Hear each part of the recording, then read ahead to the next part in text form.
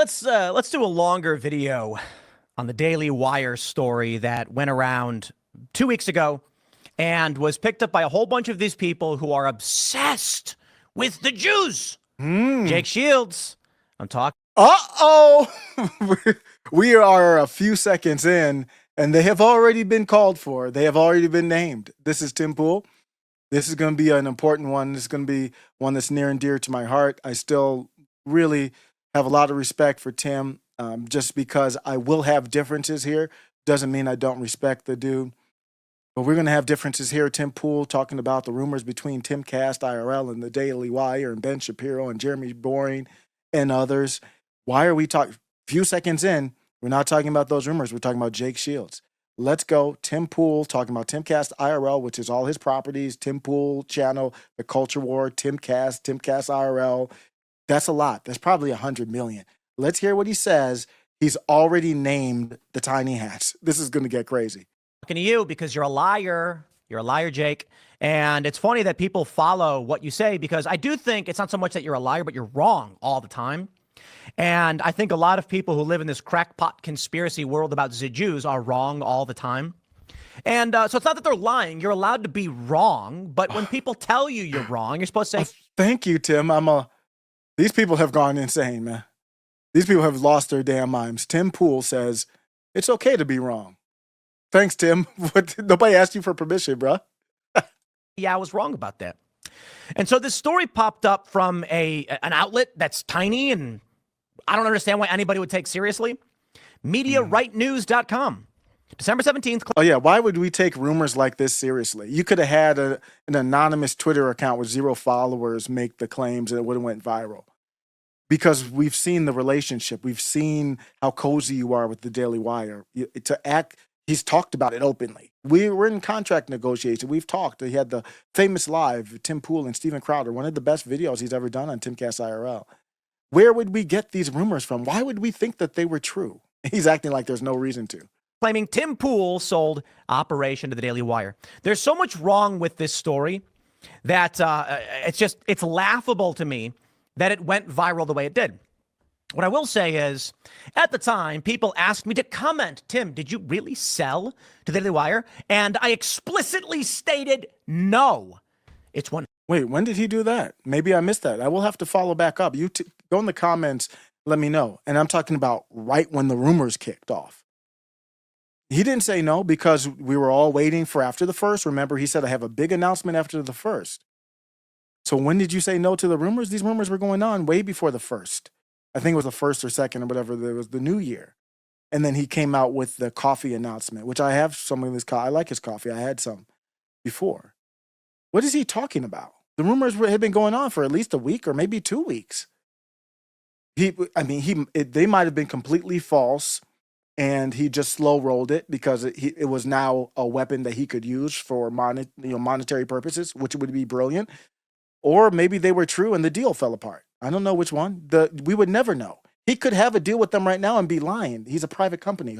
How would if Timcast IRL was sold to the Daily Wire right now, how would we know? How would you know? Answer that question to me. There's no way you would know. It's a private company. 100% false with a but.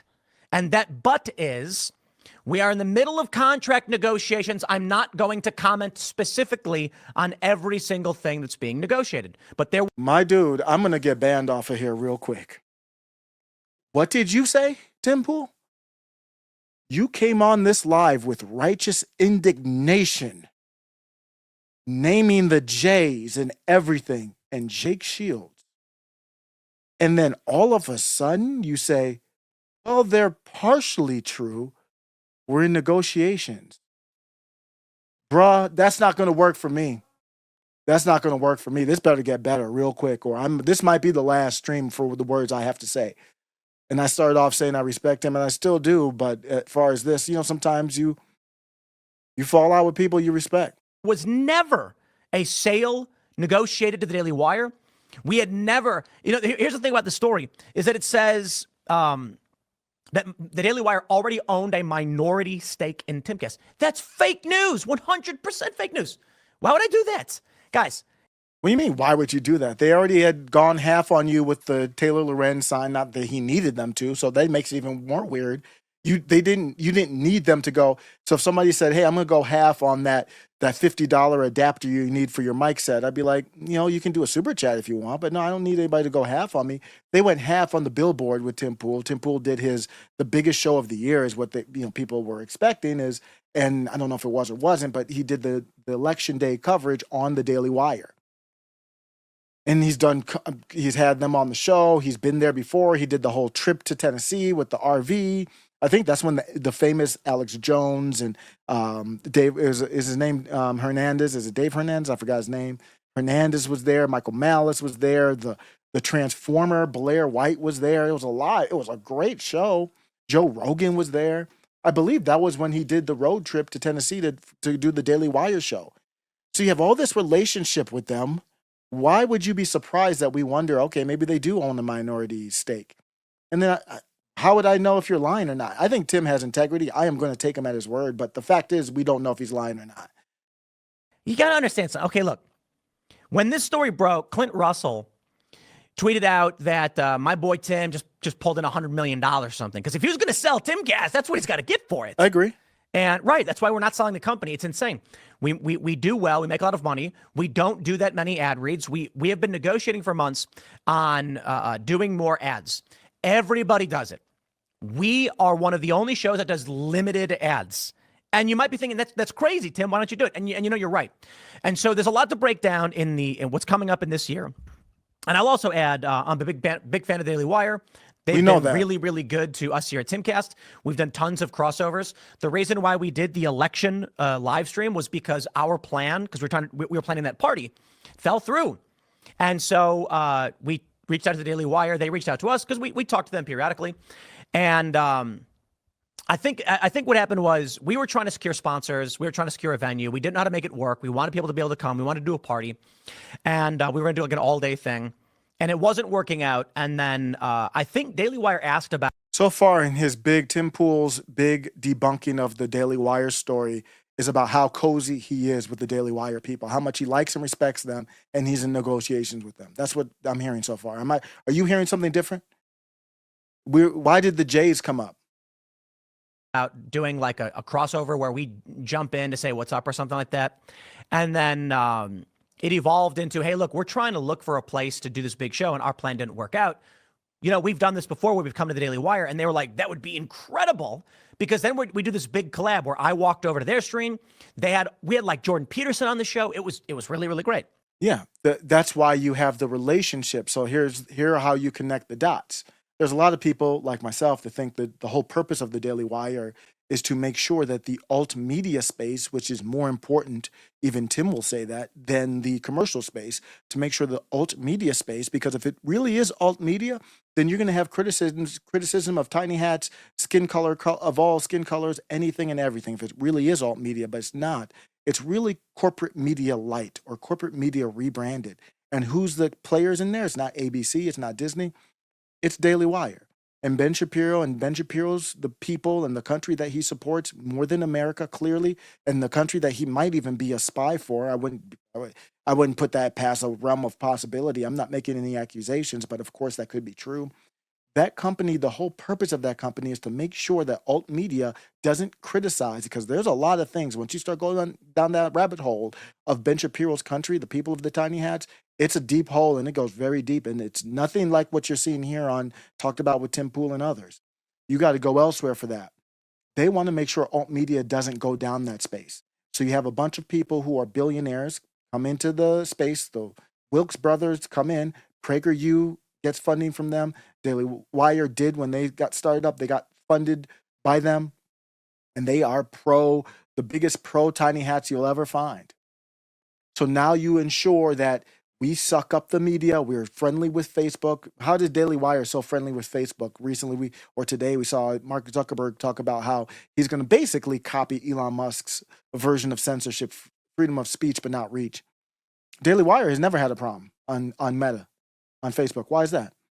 Because they're cool with them. Daily Wire, they had a couple strikes or something like that. There was a couple mishaps from the algorithm, allegedly. Daily Wire ain't never had any problem with YouTube.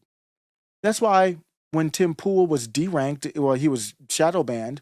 Then all of a sudden in October, he was featured on the front page. Why was that? Hey, Tim, did that have anything to do with the Daily Wire? At that time, were you talking with the Daily Wire? At that time, were they running tests with you? Or did the Daily Wire know anybody at YouTube and say, let's get him at the front page. Let's see what he can do. We're negotiating. It was weird how you just got bumped up to the front page. Around the same time that this article came out that said they were a minority owner. So maybe it's not true. Maybe it wasn't. If it is true, then we know the truth now. But you're acting like you're owned by the Daily Wire. What would you be doing differently if they owned you right now? I'm a big fan of the Daily Wire. I know you are. Good people. We'll probably do more collaborations in the future. Of course you are. But no, we were never selling to them.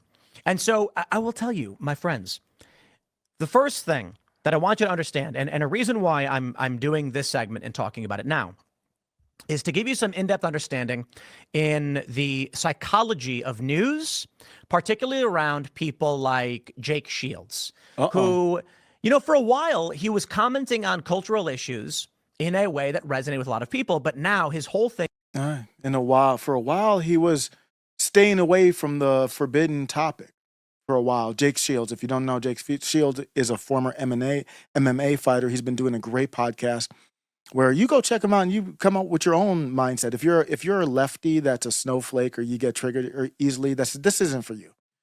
This ain't for the faint of heart. But you go to Jake Shields and he's very respectful. He has people on like Young Nick and others, and of all sides. He wants to hold debate too, that argue both sides because he wants to get to the truth. Or he is trying to get to the truth. I don't know what's in his head. So Tim Pool's like, you were fine until you started asking about the New Jersey side's country. Then that gets dangerous. Then you turn into Alex Jones saying, or ignoring censorship on X. Then you turn it to Tim Pool, ignoring. Tim Pool supports freedom of speech but not reach on X. Why is that? It all has to do with the same thing. This country right here. Thing is just the Jews, to the point where he called Phil Labonte a Jew. One of my favorite things about these people, and I do think it's largely an op. I don't think it's completely an op, but I think there's a lot of elements of it that are tended to inflame people into psychotic thinkings. But we'll break this down, the psychology of news. You know, they make those charts where they show like all these different media personalities and they put stars of David on them. They once, one that was circulating for a while, had Luke Rudkowski on it. I remember seeing it and being like, this is your retort to the questions that we have. Stay to the end. It's almost over here. Stay to the end. And I'll tell you the question that I have. Luke is not Jewish, dude. Like, okay, I mean, you can put Brian Stelter on there, and I know he's not Jewish, and it's funny, but I don't really know Brian Stelter. But when they put Luke Rudkowski of We Are Change on it, I just started busting out laughing, and I hit him up. I'm like, Luke, since when were you a Jew? And he was like, holy crap, what? They were accusing We Are Change? He's anti-war, anti-establishment. He's critical of all of the war machine. For some reason, they put him on that list. That is, sorry, I just have to stop it again. Of all of the things with the JQ, that is the thing he brings up with Jake Shields. Jake Shields has hours of podcast footage where he's basically interviewing and trying to find the truth and having respectful conversation with people. And Jake Shields didn't post that. Now, when people do it and say, you are a J, they're joking, guys. They're basically saying, they do it to Tim. They're basically saying, you're acting like one. Your beanie's too big. Put on a smaller one.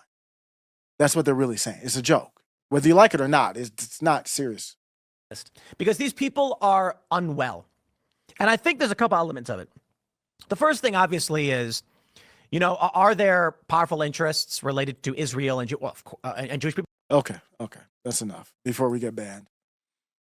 The new question that's relevant is, so he brought up the J's in this segment. The question that I have for everyone is, how do you define if somebody is a J? It's that simple. It's just like Matt Walsh, Daily Wire fits right in it with Tim Pool, Daily Wire, Matt Walsh. What is a woman? You keep saying that people are crashed out about and you're talking about and it's not making sense. You're accusing people of being a J. If they're wrong, first, I need you to define it for me. Give it to me, and it's a definition, right? It shouldn't take more than 1 or 2 sentences. Just however long it takes you to do, I want it defined. What is a J? The next clip is ready below. Welcome to After Show Carnage.